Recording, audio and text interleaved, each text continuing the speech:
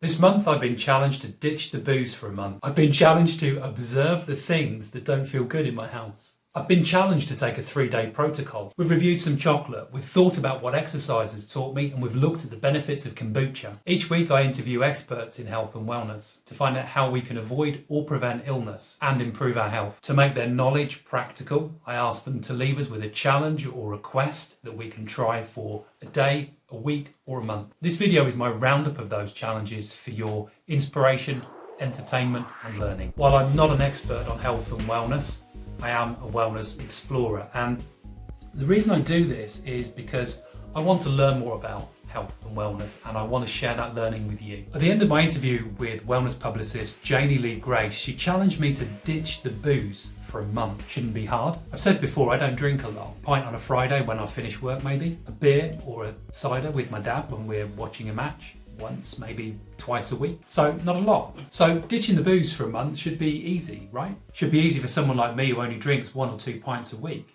Shouldn't be a problem whatsoever, right? Wrong. Look, when I decided I was going to do this challenge, I didn't know that 3 people were going to have birthdays in the month. And it's really hard to say no when someone's got a celebration. Credit to all the people who were concerned. They didn't push drink on me. They just simply offered. They didn't push it. The pressure was in me. I wanted to celebrate. I like to celebrate. I'm social like that. But you know, the other thing with this challenge is I realised how much I enjoy a drink on a Friday night. The first week was okay, but weeks 3 and 4, and I enjoy that beer with my dad. I don't drink that much, maybe 6 to 8 pints in a month. But honestly, just giving up those few were really hard. I did really well for about 14 days, and then my daughter came home and she had a really nice bottle of wine, and it was her 21st birthday, and I had a glass. Actually, you had 2. But then I got back on the wagon and I found some resolve for the rest of the month.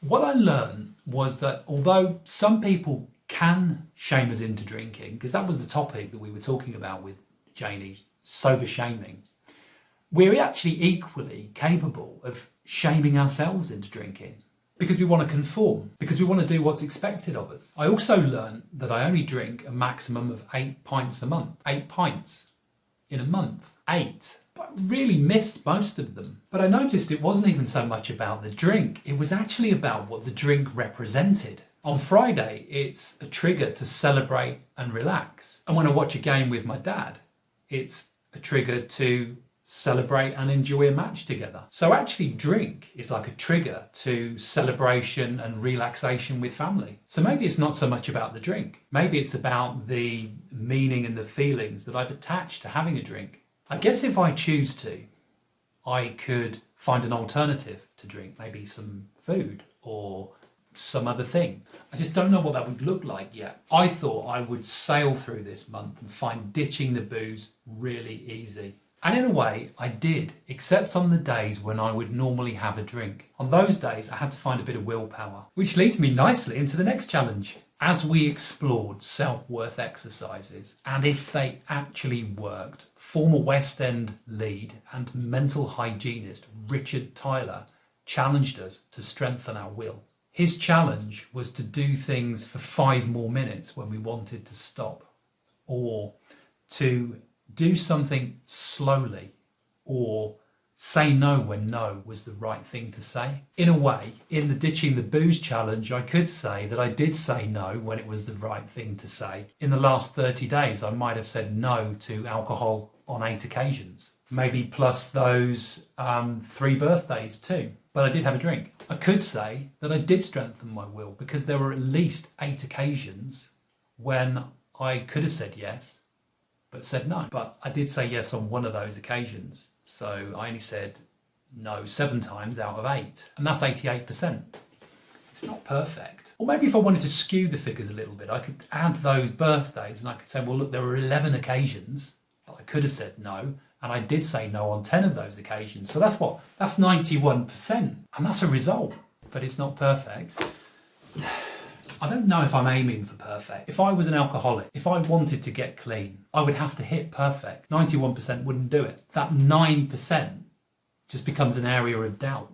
And for me, that's what I'm looking at in these 2 challenges. that area of doubt, that bit where I haven't fully committed.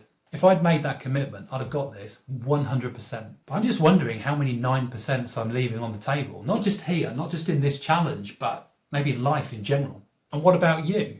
And I'm struggling with this myself as I'm talking about this. And in a way, if I just done the damn thing, if I hadn't had that drink in the middle of the month, then I wouldn't be wrestling with this now and trying to justify it. It would be done. 91% is a bitch. 100% is a breeze. I think that's a quote.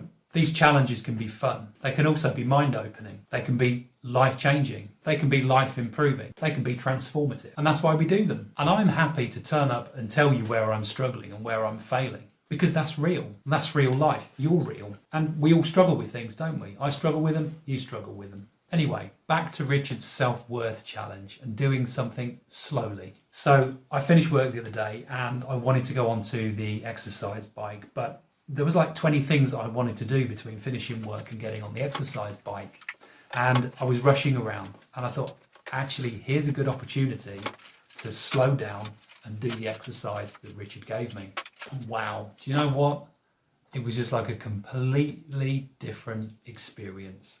You go from rushing, holding your breath, getting stressed, dropping things on the floor, calling yourself names, to slow and mindful and peaceful.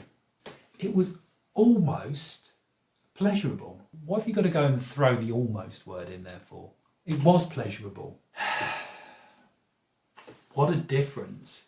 If you're enjoying this video, would you please give it a thumbs up? Really would appreciate you doing that because it really does help the channel. Last night, having thought about what I was going to say on the video today, I was going to bed and I had a couple of minutes and I pulled out an old journal from last year and a few years before. And I noticed that something I'd written, this is like a year ago and 2 weeks. What I wrote down was feelings that I wanted to enjoy more of, with my wife, with family, with clients, and while I'm working, going about my day-to-day life. And I noted that all of the above, all of the things that I listed, just require me to slow down and become present. Well, there's a reoccurring theme in life, isn't there? Something that I noted a year ago, I'm still working on. Sarah Taylor is a 21 times female bodybuilding world champion, and she's been through perimenopause. And after my interview with her, she left me with a 3-day perimenopause protocol to try. So I asked my wife, Jo, if she wouldn't mind taking the protocol. How have you got on with the perimenopause protocol? Great, yeah, I've downloaded it and I'm about halfway through. What have you done so far? Okay, I've tried various of the drinks, so the digestive tea, the metabolism boosting drink and the milk. And I've also done the evening meditation, which has been great because I've been a bit stressy lately and had a bit of a love-hate relationship with meditation. So it was a great reminder to put that back into my daily schedule, and the couple I've done now have just been really nice to sit and relax. Alternative life coach and house healer Tim Walter left us with the challenge to observe the things that didn't feel good in the house. Now, we've just decorated 2 rooms in our house. We're about to do a 3rd. And last year we decorated a couple. So there are only a couple of spaces in the house that haven't been decorated for a couple of years.